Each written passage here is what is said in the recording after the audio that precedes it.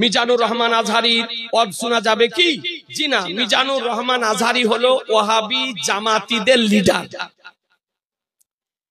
Wahhabi জামাতিদের leader, এই জন্য তার বক্তব্য শোনা সুন্নি জনতার জন্য হারাম। কত যে ভুল কথা বলেছে তার হিসাব নাই। মিজানুর রহমান আজহারি বলেছে আলী মুর্তজা রাদিয়াল্লাহু তাআলা আনহুকে মাতাল, যে মদ পান করে মাগরিবের নামাজে দাঁড়িয়ে সূরা কাফিরুন পড়তে গিয়ে ভুল করেছে।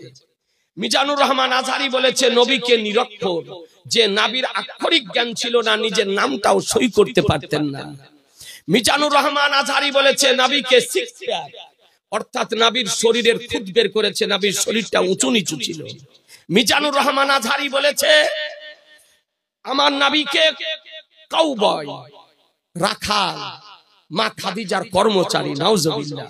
মিজানুর রহমান আজহারি বলেছে নবীর উপরে যখন ওহী অবতীর্ণ হয় তখন নবী আতঙ্কিত হয়ে আত্মহত্যা করার চেষ্টা করেছিলেন। নাউজুবিল্লাহ।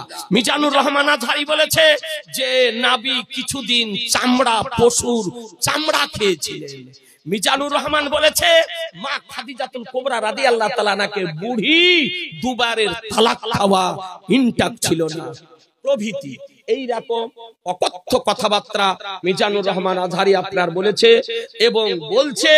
এই জন্য সে ওয়াহাবি জামাতিদের লিডার। আর আমরা কি কথা বলছেন না? সুন্নি। সুতরাং সুন্নি জনতার জন্য ওয়াহাবি জামাতির বক্তব্য শোনা যাবে না।